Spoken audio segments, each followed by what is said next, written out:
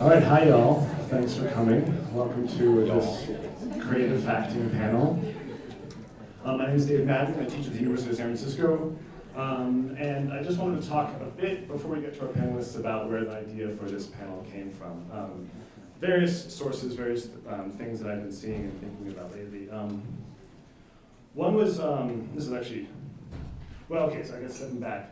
There's this old David Foster Wallace story, Little Expressionless Animals, which is about Jeopardy. And I've always been a huge Jeopardy fan, so it's my favorite story. And the character is, she's on Jeopardy for months and months and months, because she's just very, very good. Not just at trivia, but there's a connection between her and the audience. They love her, she makes for good TV. And there's this line in that story about how she gives trivia import, or she gives data import. She has this a way to make a data emote. And that's why she's so great. And I was like, that's awesome. How can we do that as nonfiction writers, maybe? And then very recently I saw on the National Book Foundation's website, they had little Q&As with people. And they asked Ta-Nehisi Coates, in the process of writing your book, what did you discover? What, if anything, surprised you? And Coates said, I discovered how hard it was to make the abstract into something visceral. My goal was to take numbers and stats and make people feel them with actual stories. It was to take scholarship and make it literature. So again, ways in which the stuff of, I guess in my own writing, I saw myself like wanting to do research, being curious about research, and then when I put it in, it was always just sort of like packaged in. Like the New Yorker does this often. There was this article last week on a woman who, she's fighting the sex trade in Iraq, and it opens with this really great, vivid scene where she's trying to track down this specific figure, and at the end of the scene, there's a section break, and the next section starts, Iraq was once at the forefront of women's rights in the Middle East, and then you have that, you can feel it, sort of that research time, and you get sort of landmark dates, and there's historical context, and then that's done, and it's back to scene. And so in craft books and nonfiction, when we teach those scenes. How do you make these scenes vivid? We don't often teach or talk about how do you make your research vivid. Not just how do you go out and get the facts, but how do you bring it into the writing? And I think what happens is that we have what we think of as our writing, and then like the stuff we get from other people that we sort of work in. So with this panel, I'm curious about how we can talk about ways to take the data, and my shorthand, I guess, is data. What I mean by that is sort of the stuff that you go out and find from other sources, not sort of direct observation or memory. It's the stuff you need to get from books or other people you talk to, et cetera, et cetera. Stats and figures from databases, all that stuff. How do we take data and make it part of our writing? How can it be inextricably linked to our voice, our style? What can we do that it's not just information, like passing information over, but working it into our own work? So I got one example of this that I found a neat way to go about this problem. And it's from the Harper's Findings column. Do you guys know this is the last page of the magazine? Does like a sort of culls research, like scientific research from like the previous month, and turns it into this really beautiful like 3-paragraph lyric essay. And so the information, the data is just presented as is. It's never like, you don't get any source material, you can't, like the indexes, you can follow it up. This is just sort of the findings. And this was one such finding from a few years ago. A cat gave birth to a dog in Brazil. Exactly. So it's a weird, there's a lot of weirdness going on, obviously, in this little sentence. And one thing that, it was a Reuters reported on this in 2006. And you can see that the sort of traditional move would be, according to Reuters reported in 2006, a cat gave birth to a dog in Brazil. Which is to say, when faced with this or bringing this into our writing, we feel the need to attribute it and say, this is where it's coming from. And again, like one thing I love about findings is how it removes any of that context, and it just forces you to accept the fact as it is, on its own terms. So I was talking with the guy who writes this column each month, because I was curious about how he puts together this, like I said, it becomes a lyric essay, and how he just makes it solely out of facts. And this was an older one that I don't think he wrote, but he found he had some problems with it. He saw ways to improve it. And one way was to sort of switch the word order, or the syntax of it, because he said, like, the weird, fun thing about this fact is not that it took place in Brazil, but that a cat gave birth to a dog. So why ruin the ending? It's sort of like joke structure of the periodic sentence, Get the weird thing at the end, give it the space to kind of echo. So in Brazil, comma, a cat gave birth to a dog. And then he's like, but then he realized sort of there could be a step beyond that to do better with this. And it was simply a Brazilian cat gave birth to a dog. And he said, look what happens suddenly when you use the word Brazilian, which just has its own series of connotations. And the idea of it's like the Hungarian sheepdog, for instance, like the Brazilian cat, like is this a certain kind of cat that's able to do this with dog? Like suddenly, like what began and is a weird fact has become much weirder. There's the weirdnesses of that fact have been amplified solely through syntax and grammar. And it seemed like this magic trick that when he pointed it out to me, I was like, oh my God, you're kidding me. It was just like, my mind was just like, it was great. So that's one way that I've found is this idea that, you don't have to, or we're invited as nonfiction writers to take the weirdness of life, to take the stuff in the data, and just work it in ways that make it not just inform and sort of respond to our heads, but also kind of our hearts or souls or guts. It does something in us more than just give us information. So that's what I'd like to talk about today with our panelists, so I'm going to introduce now. And then I'll ask them questions individually to recent works of theirs, and then have some more general questions, and then open up to y'all. So that's the plan. Okay, let's start. I'll just go from my right to left. That's nearest to furthest from me. I'm not good at it. What's that over there? Okay, first we've got Tim Denevi. He's the author of Hyper, A Personal History of ADHD. He received his MFA in nonfiction from the University of Iowa, and his work has appeared in The Atlantic, Time, The Normal School, Arts and Letters, and Gulf Coast, among others. He's been awarded fellowships by the MacDowell Colony and the Virginia Center for the Creative Arts. Tim's an assistant professor in the MFA program at George Mason University. Next, we've got Maggie Nelson. She's the author of 4 books of poetry and 5 books of nonfiction, including most recently The Argonauts. She's the recipient of a 2007 Arts Writers Grant from the Creative Capital Andrew Warhol Foundation, a 2010 Guggenheim Fellowship in Nonfiction, a 2011 NEA Grant or Fellowship in Poetry, and a 2013 Innovative Literature Grant from Creative Capital. She teaches at the California Institute for the Arts. And finally, we've got Michael Martone, whose recent books are Winesburg, Indiana, and 4 for a Quarter. His essays have appeared in Harper's, Esquire, Story, and Tea's South American Review, Benzine, Bomb, and other magazines. He teaches at the University of Alabama. So let's go, I'm just going to move around and, well, okay. I ordered this arbitrarily. I'll figure it out. Okay. Maggie, your things first. I'm going to start with you. No, how arbitrary. Okay, so what I want to ask you about is, first, is sort of your use of sourcing and text in the Argonauts. I'm not sure if everyone's read the book or seen it. It's great. You should, of course. The thing with the book is on the page it has these somewhat generous margins on the outsides that throughout you'll see little names pop up, and these names are appearing next to italicized passages that are woven in often within a single sentence with Maggie's own writing, quote unquote. And then there are other texts. There are many people who are quoted, channeled, sourced in the book, and some are done in a traditional way, which is sort of this writer says quote, and then a passage, and then the paragraph picks up in response to that quote. So I wanted to start with that strategy of where that came from, and also how you were thinking about the ways you wanted to incorporate voices within your own or keep them separate from your own. Hi, everybody. Yeah, well, what you're describing, that system with the margins,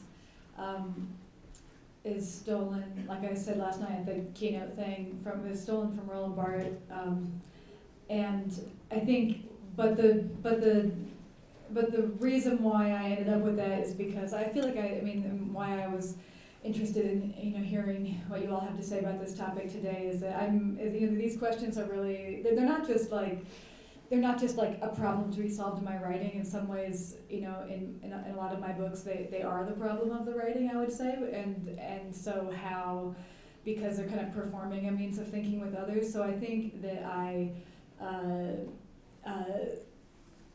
don't know, like I would say in the last couple of nonfiction books I've written, like Bluets and then The Art of Cruelty, but particularly in Bluets and then in The Argonauts, I was just experimenting with different typographical ways to incorporate other people's quotations more quickly. Like I'm a kind of a speedy person, and I think one of my repressed secrets about myself as a reader is that when I get to like quotes, especially indented quotes in a text by other people, I skip them.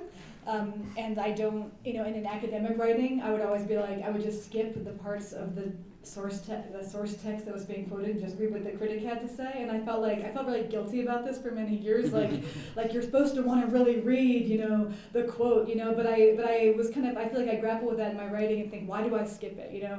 And how, if I really care enough to be injecting my writing through with other people's words, you know, what am I going to do to make it, to digest it, or, you know, your phrase, you know, you got to work it. You know, how am I going to work it enough that I show why it matters so deeply that I quote this, as opposed to come up with my own sentence or paraphrase it or what have you. And I think some of the ways I've found with that have been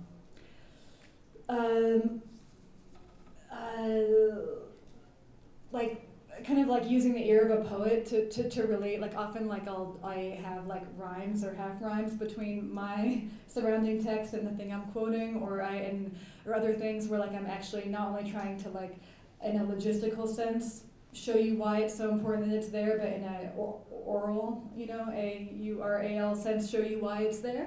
So I often just think of that as like sound stitching the quotes in. But anyway, in the Argonauts with the margin quotes, I felt like what I'd done in Bluets was also cribbed from certain, like probably mostly French writing that I like because they're faster and looser than academic criticism in the States.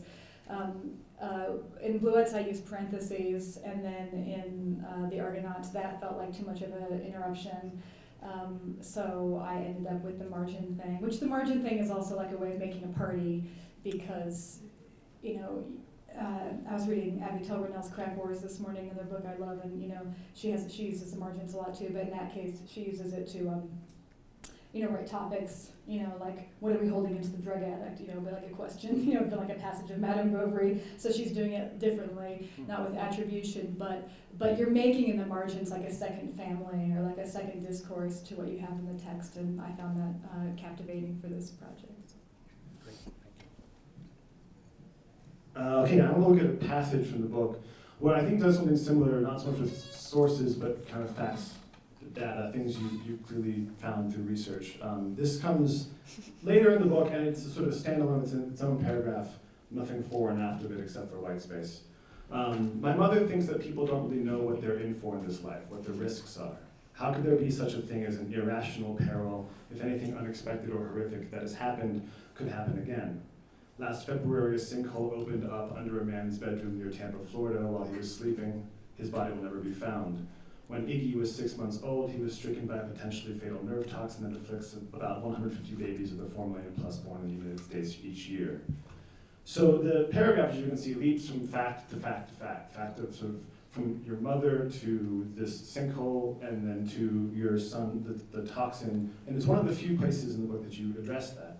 And that it comes up. And so I'm curious about this compositional strategy and this, similarly, this sort of not working connective tissue, not segueing to facts, not providing transitions. Was that, you know, clearly it was intentional, but was there some sort of aim you were going for with like putting facts together or looking at the research and what happened as a result? Yeah.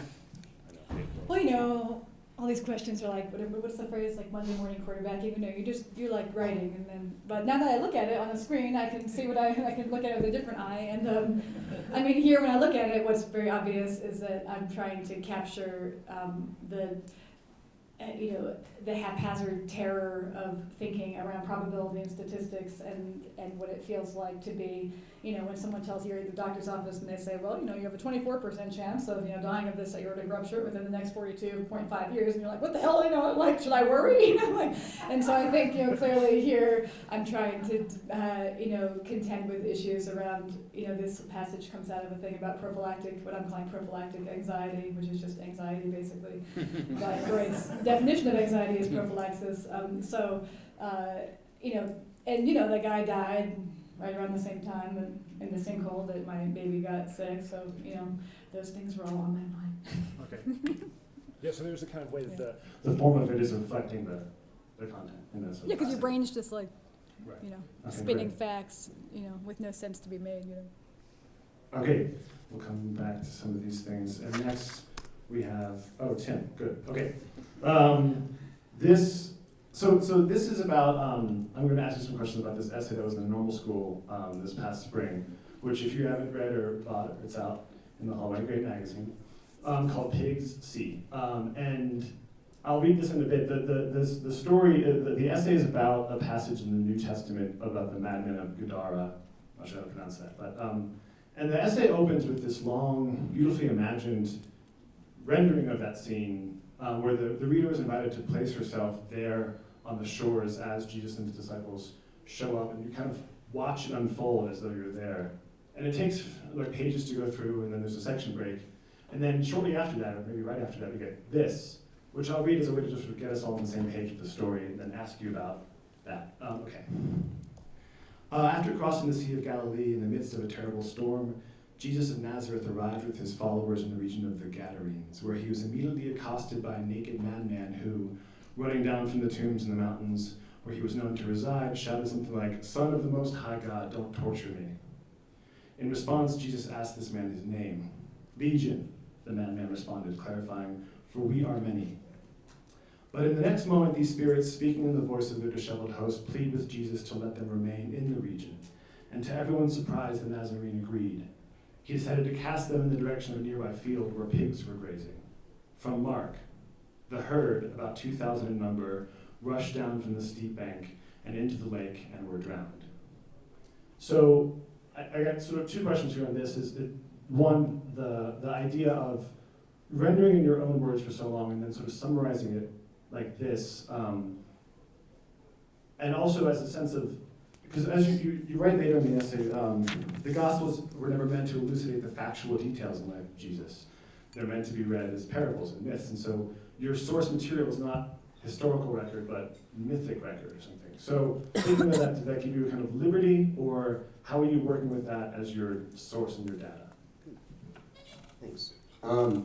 This essay is from a book I'm working on right now about the academic field of study into the historical Jesus. And what the book does is it takes certain moments from the New Testament and tries to get at what might have happened or what the reality might have been through different lenses. And so there's always this story that you'll have in the New Testament or in the Apocryphal Gospels, but over the last 100 years, a lot of very smart people have been thinking about whether or not you can use a historical framework of inquiry and apply it. And there's been, they're on the third quest for the search for the historical Jesus. So there's a ton of material that relies on archaeology and just basic historical studies. And so there might be a fact within the general narrative that I'm writing about. And in this one, it's an exorcism, and even more than an exorcism, it was the way in which people were thought to be sick and to be healed in first century Judea. And so for the book, I'll start by looking at the story itself in the Gospels, and then I will look at how the different academics have analyzed its truth or not over the years. And then I will often bring it to when I first heard about it or first discovered it, and use some personal narrative in that sense, me being emotional in high school, which is always fun. And then I will retell it fictionally. And so I like to think of those four different spaces as four different lenses. And whatever the fact is, it's a vertical movement towards it. We talk about lifespan of the fact a lot, and I think that when we think of facts, we think of them temporally. That, Mount Everest will not be 29,027 feet in 500 years, 5,000 years, or 10,000 years. I mean, facts change, and our narratives behind the facts change. But I don't think it's simply in a temporal sense that they change. I think that our distance from these facts often is like a physical sinking or a physical descent. And so with each of these different modes, each of the essays or chapters of the book has 4 modes to it. I try to create a different lens to click to try to establish the distance between where we are now and where these facts were then. And so I think of them as like window panes coming down, or at least something hanging, that's kind of shimmering instead of something progressing forward. Right, okay, great. Yeah, so any one on its own is not enough of how to address, but the 4 gives you the sort of varied nature of the fact itself. Great. And with this essay, you bring in, I'm sure there were many more, but in this essay, one Bible scholar to sort of put some context into the story, and just the one on his own. And so I'm curious about that choice. I'm not sort of judging you like, why not 10, why not more? But more sort of similar to the question from Maggie that I had was, like how, just why the move elsewhere to bring in somebody else to the essay when you've done so much work to make that story your own at first? And also, what were the challenges or strategies in incorporating his voice into your own? That's a good question too. I mean, when it comes to the field of the historical Jesus, a lot of the scholars have completely different methodologies and approaches. And so just an easy answer, the one I chose, he has a more Hellenistic worldview. And so he's very good, John Dominic Crossan, at pulling back and looking at what might have been going on across the entire Roman Empire in provinces like Judea, what someone in Jesus' situation would have dealt with throughout Judea and not just in this situation. And so I liked using him in this sense because his lens is furthest back in the way that he looks at what the historical reality might have been. I mean, the goal for bringing in a source like that, it's not to have your footnotes or it's not to have proof, it's to provide context. It's another measurement of the distance between whatever the world was like 2,000 years ago and the logic of the world 2,000 years ago and the logic of our world now. And so whatever this project is, it's kind of a movement between those logics. And his logic and his clarity of articulation, I find very helpful because it clicks it tonally from a second person fictional introduction, with you, which is how the essay begins. And then it's like a reset button where we can go back to a baseline before we go somewhere emotional again. And so, he's very good at stating facts in a certain way, and then I can pick out some of those facts that I find fascinating. Like I'm writing about the parable of the 2 sons right now, and there's the prodigal son, and there'll be a retelling that or that the son in that parable ate when he was so hungry he wanted to eat was left for the pigs, and it's like a very specific Greek word about like pods or seeds, and like John Dominic Crossan would be great at like going into the whole history behind those, because again, it's at the logic of the world at that time is what I'm trying to measure, its distance from here. Great. Thank you. And then we'll move on to Martone. I've got some questions for you too. But before we look at some of your work, I want to talk about, I've heard you talk before about facts versus fictions. Fictions being a preferred term for a lot of the work you publish, and how a fact doesn't really create anything in the way that a fiction does, and the sort of instability of those things. Can you start with some talking about that first? Sure. Yeah, I mean, what you've heard, or what I think is interesting is if you take a foreign language, there's always that word that gets translated as to do or to make. And that is an interesting juxtaposition right there. And so fact, for me, I think of is not so much, it doesn't create something, but it is a thing that is done.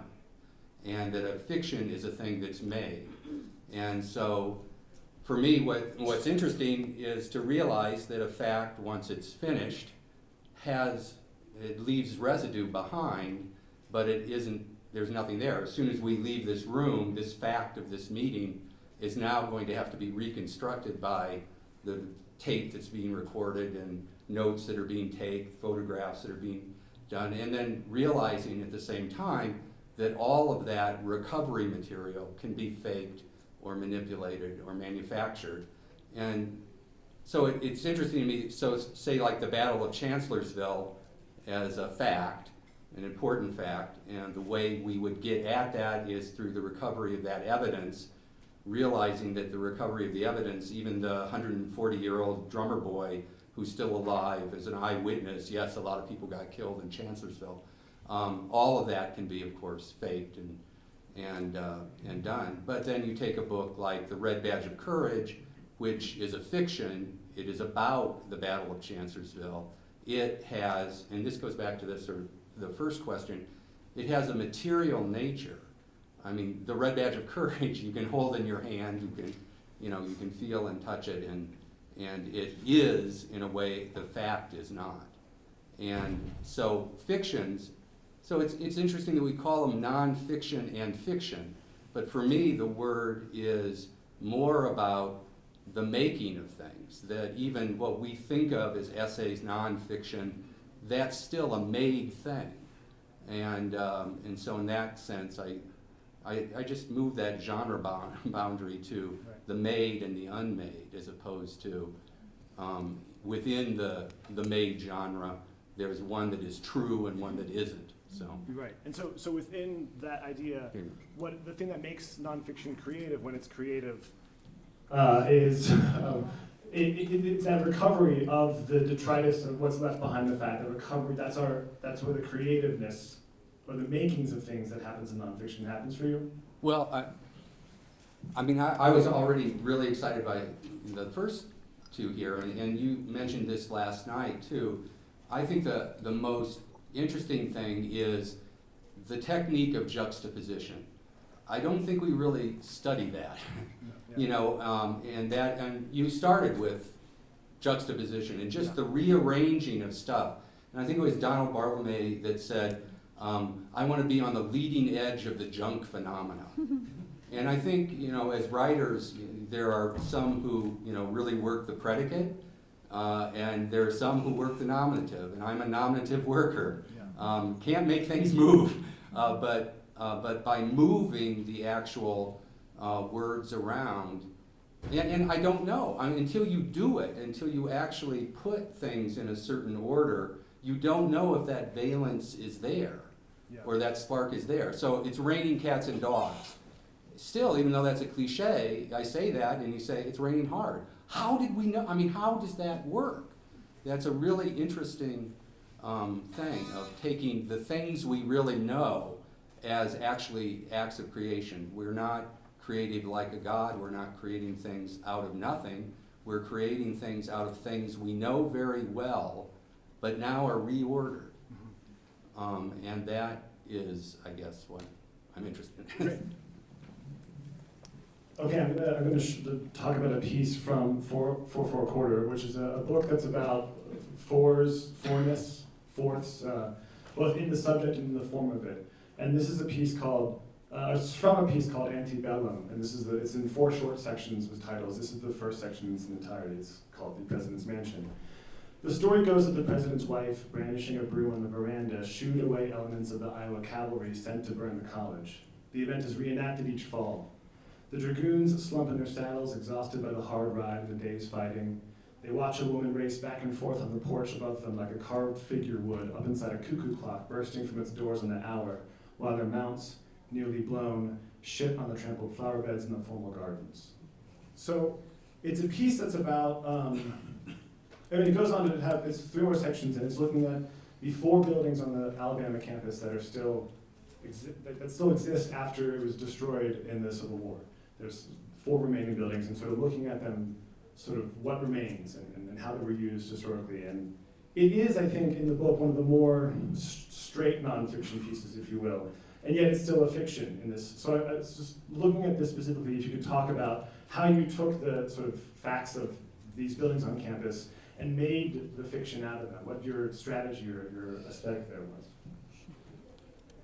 Well, it was a little like the other two. I mean, and not unusual. We all know this sort of strange world we live in the nexus between history and story.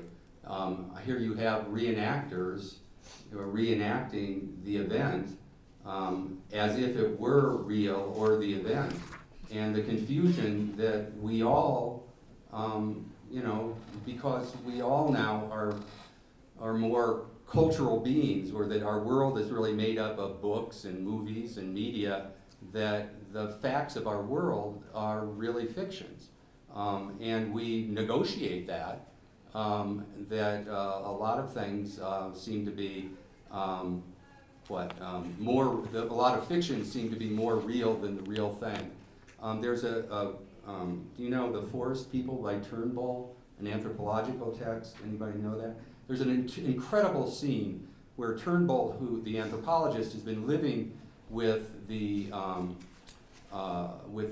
forest people, pygmy people, and it's like the Saturday night of pygmy culture, and they're going like, well, what do you want to do? You know, I don't know, what do you want to do? And the group lives in a forest, but they have a trading village right outside of the forest.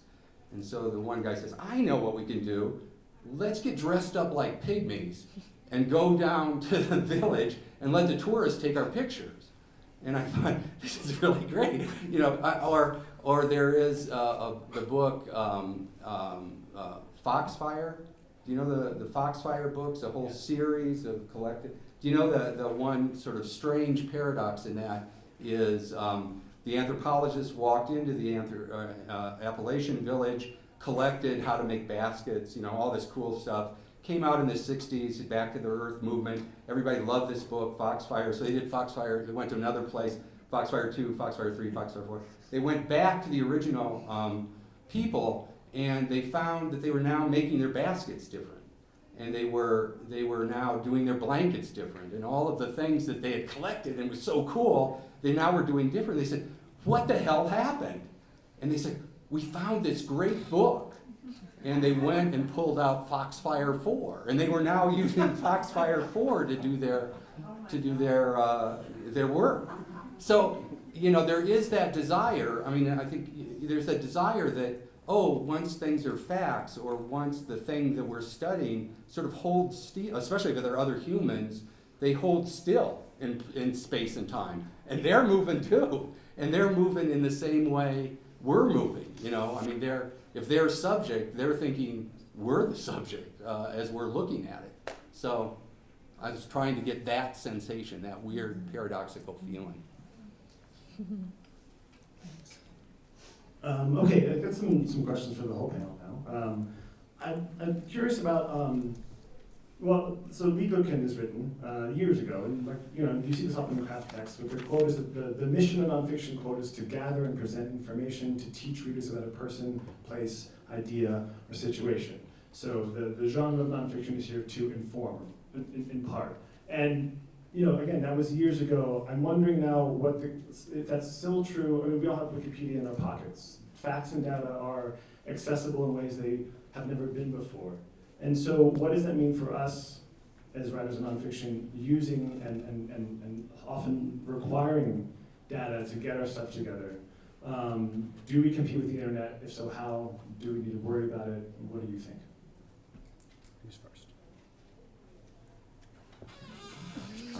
I'll just be real quick and say that there's a great book, Elliot Weinberger's An Elemental Thing, and I think that that's a good example of what you're talking about, in that there's always going to be facts, there's always going to be data. We live in the information revolution, but it's really in not just the rendering, but I talked about this earlier, the way that Elliot Weinberger is able to take like an Aztec ritual that happens every 50 years, and in almost dramatizing the facts from that moment, articulate a worldview that's gone from this earth and stands in contrast to our worldview now. And it's all in his very quick and poetic movements, in the way he doesn't just, it's not just arrangement, and it's not just distance, it's something about, he's telling you how he sees what's going on by telling you how they once saw what was going on, and in the space between both of those, art's starting to be made and come up. And so there's ways to get to art with those facts, and our goal isn't information. In the same way good literary journalism, the goal isn't, I don't know, public policy, you know, it's not the same thing. And so I think if your goal is art, the amount of information will change the way you make art, but it's not gonna make us stop doing it.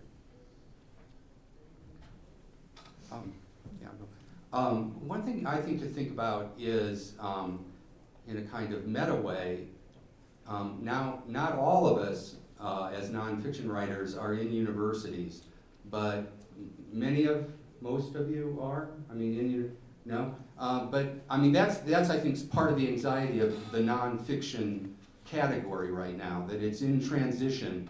And I'm so old, I was old enough to see the fiction transition into the universities. And what's interesting is that transition of the place and generation of fictions or non-fictions. You know, what's the impact on that? I mean, I can remember like the administrators of the universities saying back in the 70s and the 60s, saying, oh, come on into the university, we want your crazy, wild stuff, you artists, you know, come on in, you know, and then they say, but could you grade?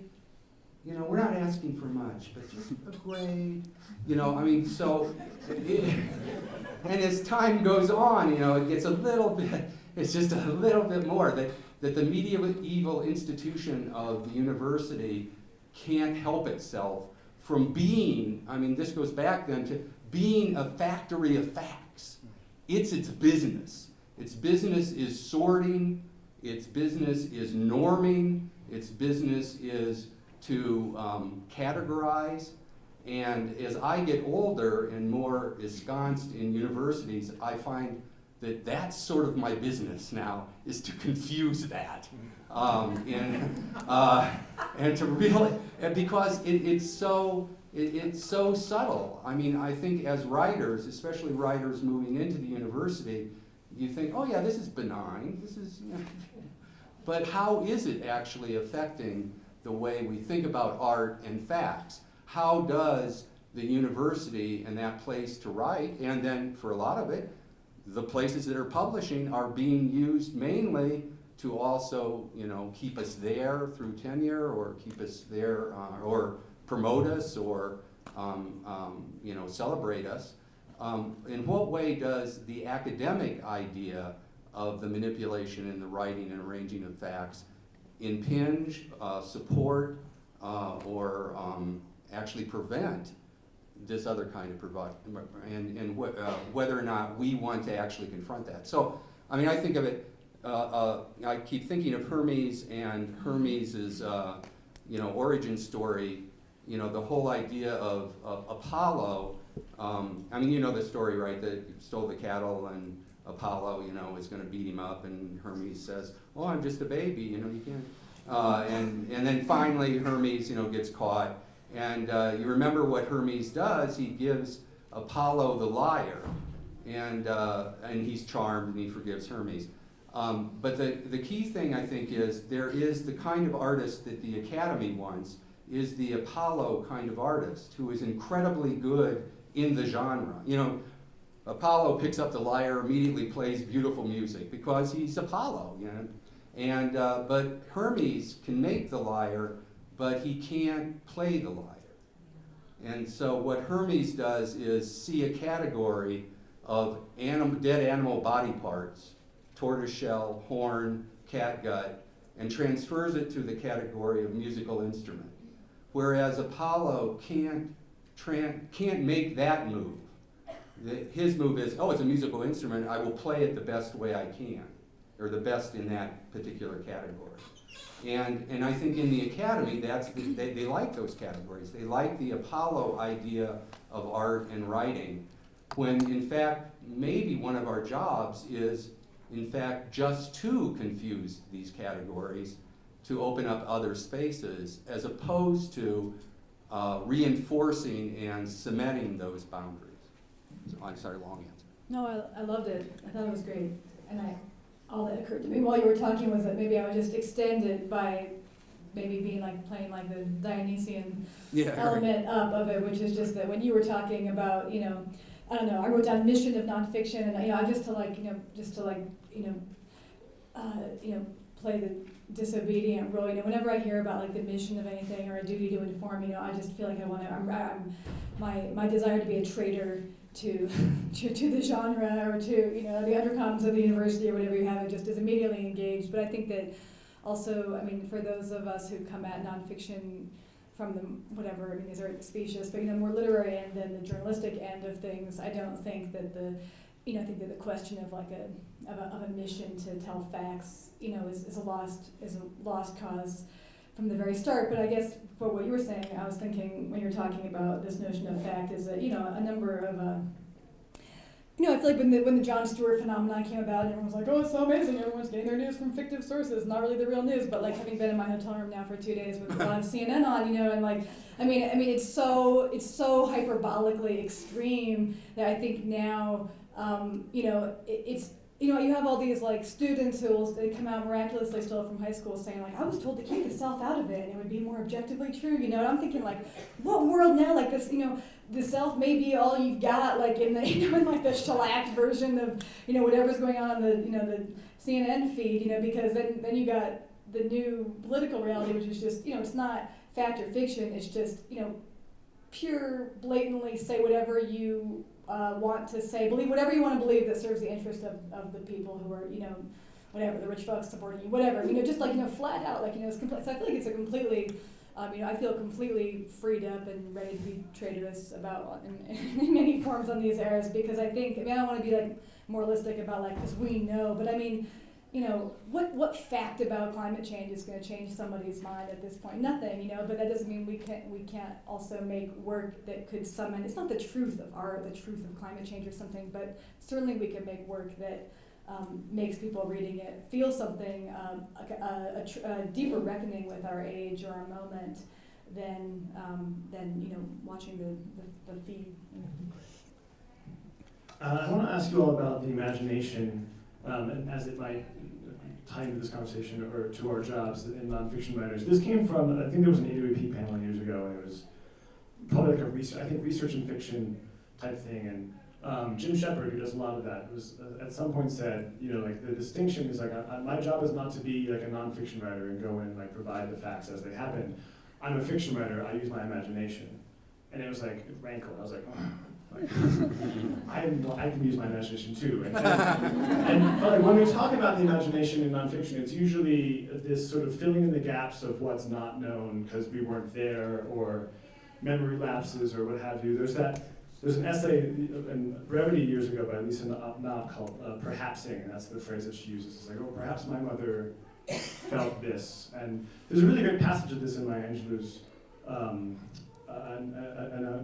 Why the Caged Bird Sings, where she's imagining this conversation between her mother and the dentist that's happening, and we get all of that, and she knows it's this fantasy, but it's what she wants to happen. And so there are ways that we bring this in to kind of invent, to reveal our own feelings at the time. But I'm wondering if there's more to the imagination in nonfiction than that. Like if there's such a thing as the non-fictive imagination, when we use our imaginations in our act of writing, where that's coming from, what we're doing with it, and how that works for you all. I'll just say something quickly, just because I had thoughts before it flies away. But I think I really think what you were saying in the beginning about making. I don't know. I've always hated the word imagination because I just figured I didn't have it, and I was like, it just seemed scary, like Coleridge. And I don't know. It just seemed like something I had no claim on. But I think if you don't tether to imagination the idea of you're still talking in the realm of like fantasized or what didn't happen or what you might, like a kind of invented sphere. But if you're thinking about things like juxtaposition, or you're thinking about, like what you're talking about, the non-fictive imagination as like modes of assembly that make a new thing happen. When I started thinking of that is tethered to imagination, I thought, oh, well, I got that in spades, and I felt like it was something that I was excited about. But in terms of, we all use fantasy and invention and things, but we also, I'm a kind of, I don't know if it's old school or whatever, but I like the Janet Malcolm distinction between the renters of nonfiction, where you have to leave the house the way you found it, and the novelist who can build the house up from scratch, because I like renting and I like rearranging the furniture, and I think there's an art to renting and squatting and all that, and so I'm happy with that. Oh, don't give it to me. Okay.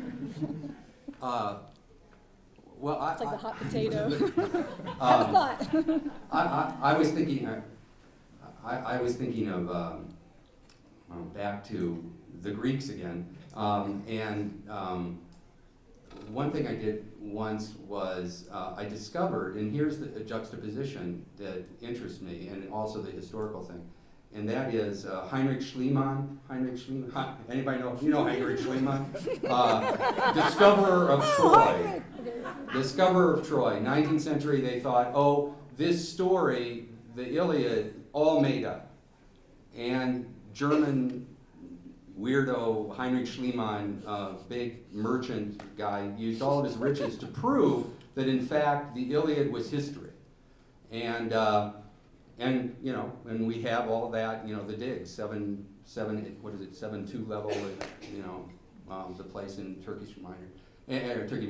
And well, then I found out that he got a divorce in 1870 in Indianapolis, Indiana.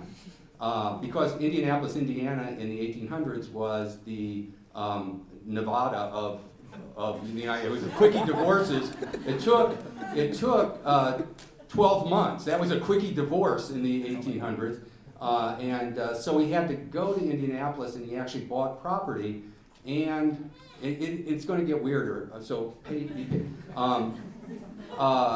he bought property there and kept a journal.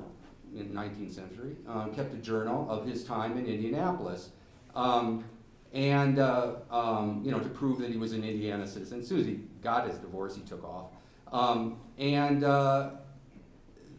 The great lover of Greek culture, Eli Lilly, in Indianapolis, found this journal and then published a private edition journal of Heinrich Schliemann in Indianapolis. I came upon it in Butler University's library, stole the book immediately, and began cutting out passages of the journal of him in Indianapolis, and then writing, and you know, he didn't do it, but another one of his colleagues at Knossos in Crete, when they reconstructed those ruins, they actually then, you know, recreated the murals that they thought were there. I mean, so I thought that was interesting, that you have these ruins, but now they're going to recreate what they looked like in the 8th century BC. So what I wanted to do with this story was actually have pretty much the real text of Heinrich Schliemann, you know, in the text, and my text sort of around it, trying to match his thing, but not tell anybody. So, you know, and would you know it or not? I mean, that all this, except it was in a book of fiction. So I don't know. I mean, I don't really know how that connects with the question, but it is. But it does. No, it's good. It does, because it is this, for me, this incredible interplay with texts that are, I mean, of course I like that you're using 4 lenses, that, you know, that there are like these 4 different ways, and everything is sort of meta, you know, everything, you're looking through one palimpsest, you know, to the next to get a kind of reality, as opposed to, or you're, you know, you're taking ruins and our desire. Why do we like ruins? We want ruins for a variety of reasons. Like the Parthenon, right, in Athens was destroyed in the 1820s when it was blown up in the war. And so that great ruin that we see, you know, is not an ancient ruin. It was pretty much extant. It was a church, you know, into the 1800s. And so now in Athens, there are so many cars, that ruin is being ruined. And so they're restoring it. So the interesting moment is the restorers have they have a time now where they can restore it. They could go back to the 5th century, you know, and restore it. But they know they were restoring it to 1820 when it blew up. I just think that's fascinating. So, anyway. I think non-fictive imagination is that's a great term. It is. I mean, that's what I'm always on the lookout for, is a chance to dramatize or engage. The subjunctive tense is a fantastic tense that we can always steal. But in my first book, which was a memoir and a cultural history of ADHD, I would just get pictures of doctors. And whenever I had a picture of a doctor, I felt like I had a chance to write the ghost of a scene. You know, like imagining where that doctor was before or after. What were they? You know, and like just going and describing their mustache or ridiculous eyes or something like that. And the ghost of a scene there to dramatize and to think on the page with concrete aspects was fantastic. And with the new project, I've tried to make it more on a structural level, where I have the space to let the reader feel comfortable, or not feel comfortable, but know eventually maybe the questions might at least be addressed with risks and dramatization I might be taking. And that's what, the imagination is kind of filling in and concretizing around these very few facts, as opposed to the opposite, which I think is the quote you read, which is a good quote too, the one from AWP, where I kind of disagree that there's so many facts, and then after the facts is the space of the imagination. I think, we'll talk about what facts are and how they don't really exist, and I agree with that, but I think that there's very few hard, concrete aspects that you have, and really in all those spaces around it, it becomes about arrangement and movement. And so then you have something like W.G. Sebald's The Rings of Saturn, and it's just movement, and it's how he's, that's a book of complete imagination, and there's nothing really imagined in it, so I think it's complex, but I think non-fictive imagination is, I would put that on my t-shirt I'm going to make. Oh, good. Seriously.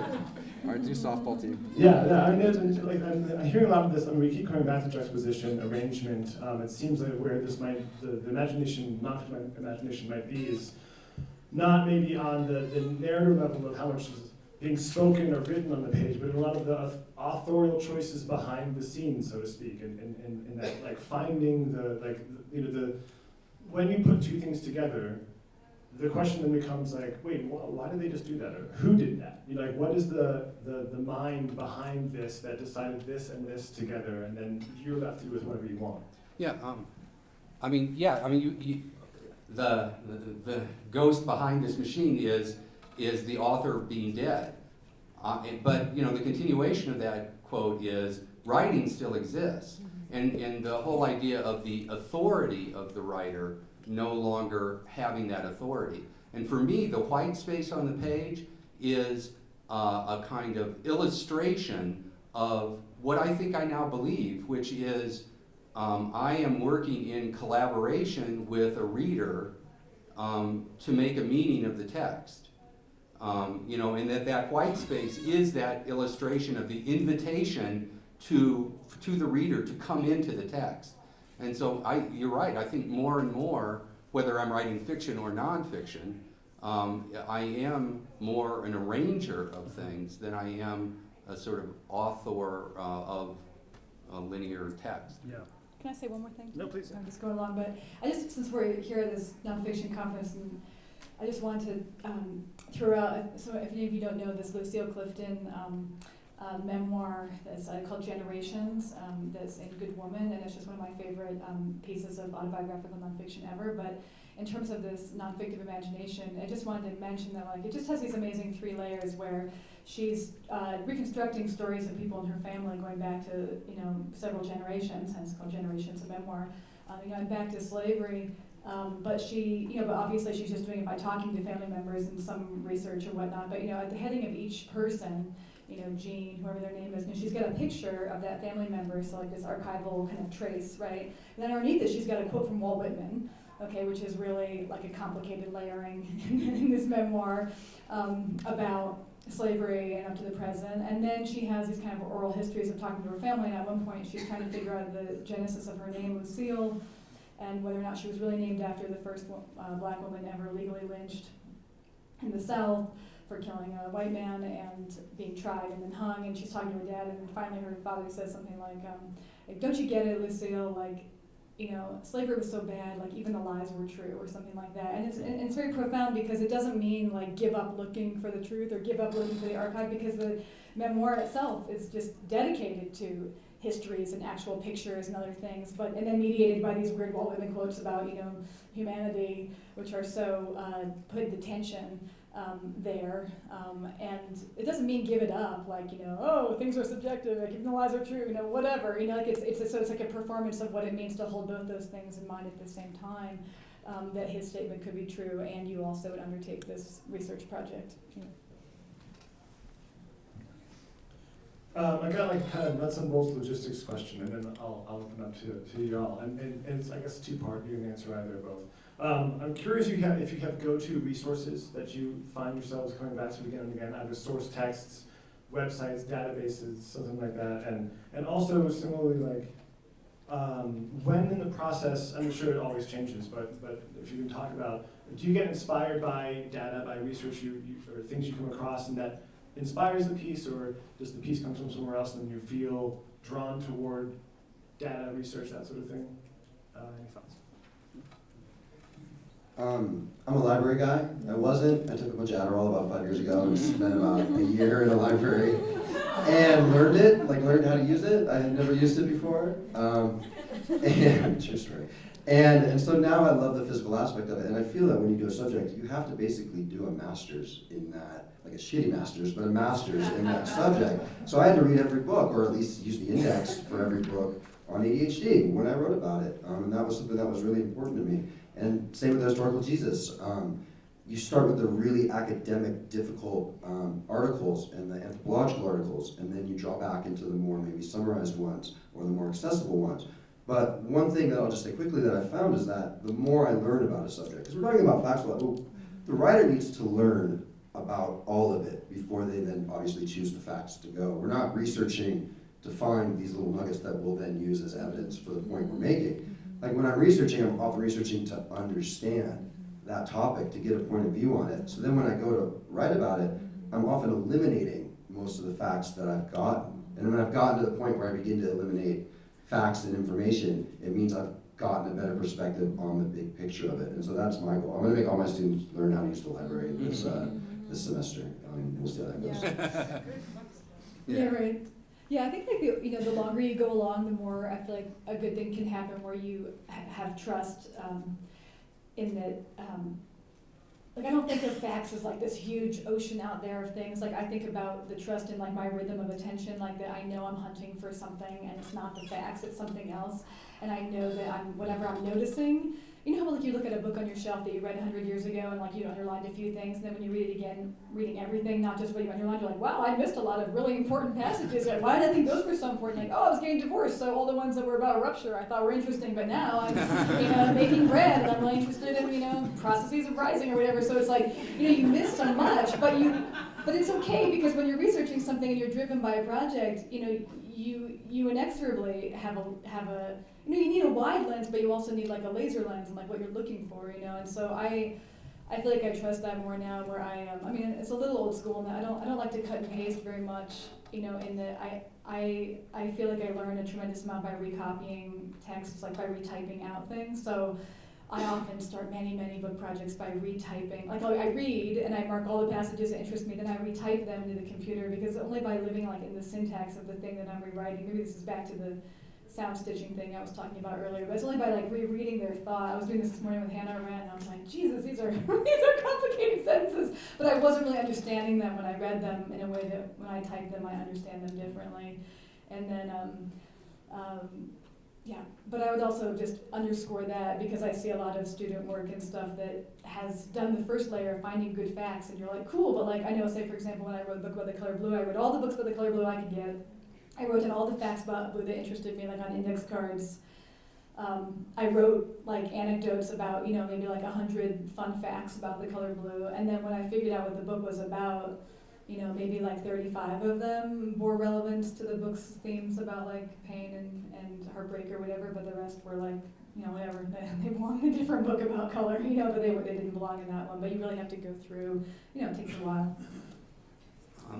I just got back from Baltimore, and my teacher, John Barth, just donated his papers. And that's one thing that's going to be interesting is, of course, he's in the generation of writers that can donate papers. So a huge collection, and it opened up in the Peabody Library. So if you've ever been in the Peabody Library, it's an amazing, like a Harry Potter sort of library.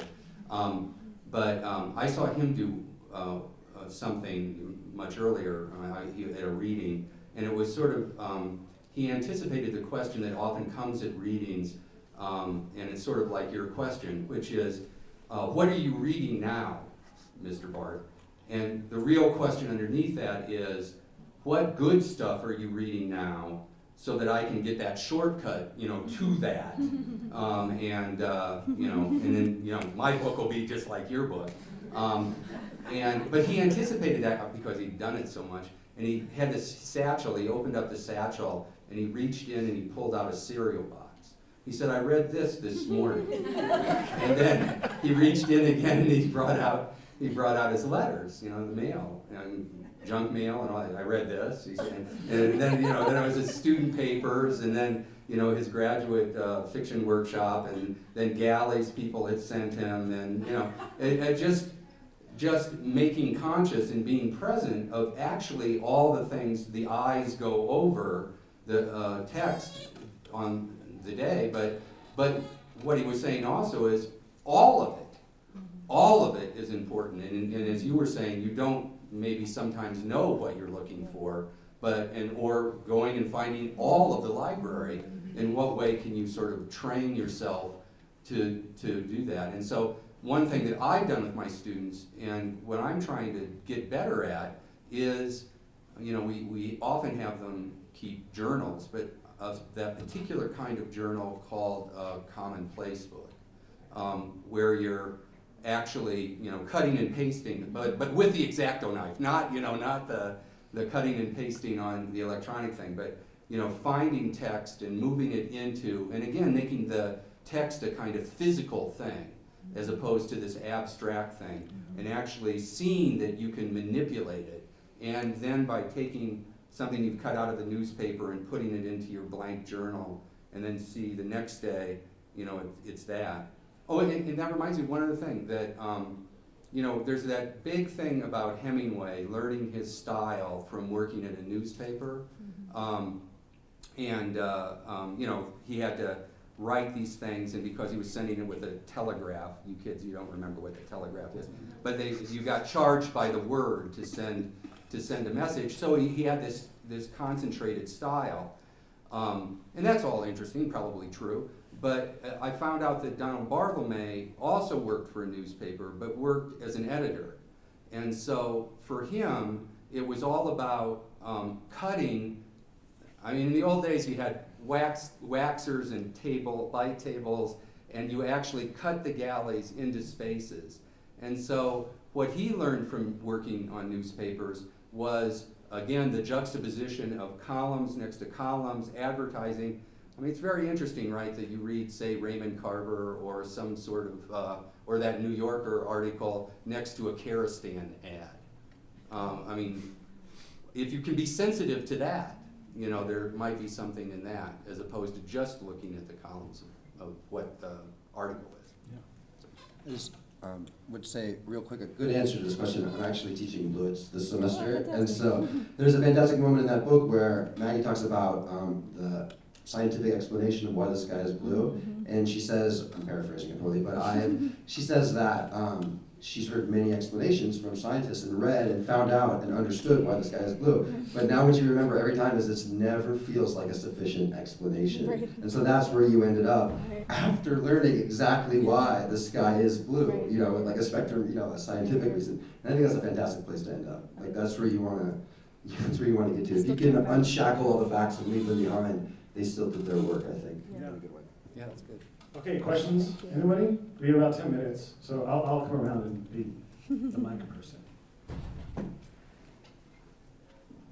I have a question for Timothy. I was wondering, how did you manage to navigate the balance or tension within an illness narrative between fact and experience, personal experience, and the selectivity required of those two? Can you see the question? How did you balance writing about illness between personal experience and fact about it, scientific fact about it? Well, I had wonderful teachers. Patricia Foster's right here. She's the best there is. Who helped. I saw it in terms of modulation. And so when it came to fact, there was personal fact and there was scientific fact. But a fact itself has a tone, if that makes sense. And I was writing such an emotional illness narrative in the recreation of the point of view of a younger child, and so it had a fictional aspect in that. It was this past me who I remember, but I don't see the world in that way anymore. And so to recreate it and to write it fictionally, the distance was very short. It was close. You were very much in the child's point of view. And I found that facts gave the reader, even if they're arranged in however artistic way I like to do, they gave the reader a space to breathe for a second. They created a baseline modulation within the book itself before I could go back into the personal stories, which, and in terms of fact, I think it's different with memoir, and I think that lifespan of the fact is really interesting by John D'Agata because it gets past the argument of did you walk 300 steps or 400 steps, and it gets to the argument of, you know, again, these mountains will not be this size, and what does it mean if the sea has risen 3 meters, and what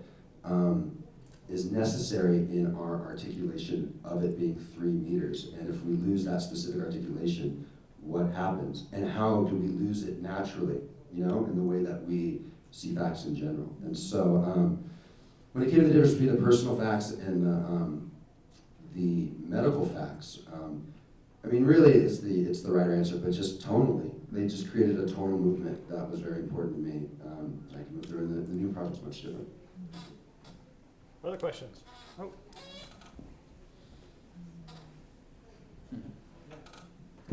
This is for any of you who would like to answer it. I just read the article in the New Yorker entitled 10 Borders. It's about one particular Syrian refugee's journey.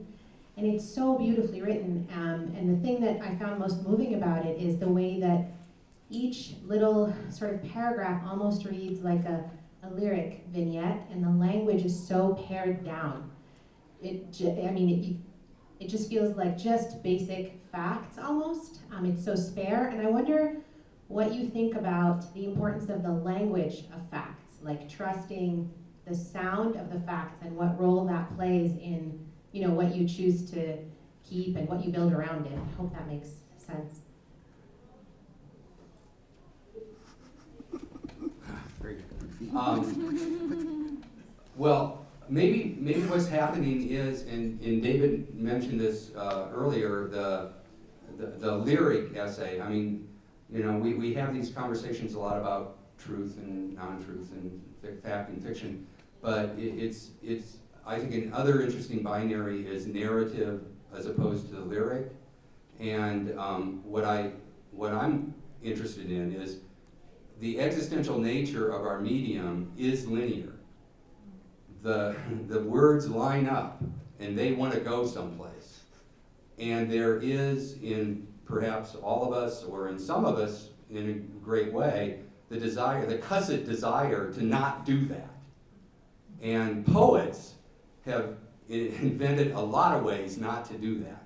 You know, to keep it very short, to put it all on one page, to create the illusion that in fact you're taking all these words in, not in a linear scan, but at one time, like a painting.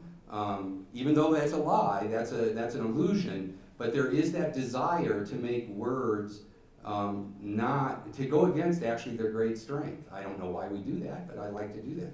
I mean, I haven't read the essay, but that lyricism, or whatever lyricism is, maybe goes unexamined, or we don't examine it as much as we could, because we're prose writers. But in fact, you know, brevity, repetition, breaking out of the crot of the page, you know, making the page and the structure of the line, those are usually things prose writers do not think about. But we've already talked about when prose writers do think about that, and that gives, you know, sort of beautiful pictures. Goes back to Williams and so much depends upon, and just the image of these things allowing to stand and speak for themselves. So. Yeah, I mean, I guess I would just say, I think the last part of your question, you said something about, like, you know, just letting the facts stand. But I think that, you know, that was a very brilliant opening with the sentences, because, you know, a sentence is making and doing something. So, you know, by Brazilian, okay, it's a fact, but it's also a, you know, imputing a nationality to an animal, and, you know, it's like there are many, you know, very intense things that just happen with that. So I think there aren't facts that, I mean, not to be, you know, hyper post-structuralist on you, but, you know, putting things into discourse makes them, you know, makes a reality. So I think that it's a very, you know, I think for me, that depending on the book at hand, what stylistic decisions you're going to choose about the so-called fact matter a lot. So when I wrote a book, Jane and then the Red Parts, about a murder in my family, you know, facts about violence there's something about violence I found that, it's really feels quite like sickening for me to for example, just to sit in your room and imagine metaphors for wow, that bullet hole through her skull looked kind of like a what, it just felt like a gross process, So metaphor became kind of like my enemy with those books, and there are very few of them except for when they're very tight. Whereas in the Blue Book, it was very much about the diffuseness of the metaphor of color and what is it, where is the difference between material and perception, and that seemed to be very metaphorically rich. So that book is very loose with metaphor and figurative speech in a way that I didn't allow myself in the books about violence. So I think there's also every time you go to a sentence, you make something, and those aesthetic choices do something or create something about the fact.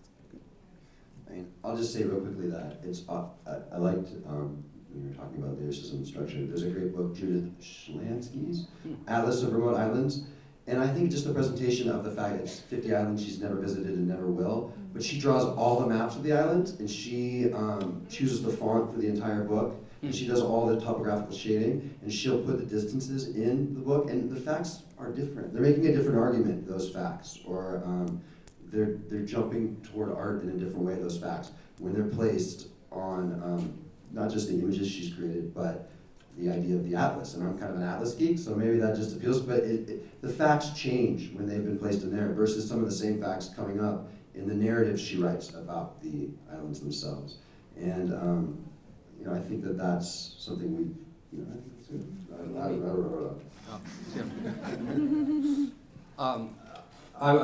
To go back to the poetry thing too, I say to my students who are prose writers, as a sort of diagnostic, the Auden's line, poetry makes nothing happen, there's a fact. Poetry makes nothing happen.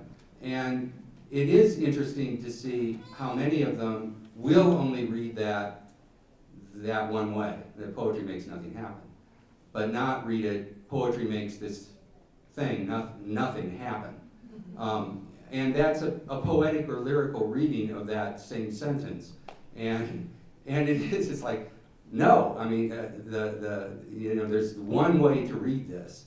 And I'm not interested in the slipperiness of fact, I'm not interested in the slipperiness of language. And especially prose writers, I think, are anxious about that. They want, and even the workshop structure in some ways is all about reaching a consensus and an agreement that this is what all of these things mean, as opposed to actually sort of celebrating and investigating actually the divergence and the unpindownableness of these very things. We have, I think, one more question, then we get that. I don't know if you're familiar with Errol Morris's essay about the Crimean War. Photographs. Yeah. And I just wanted to comment about how the charge of the Light Brigade becomes this sort of poem that how many generations of maybe British school kids had to memorize, and that it took on creates its own weather, right? Its own Parthenon.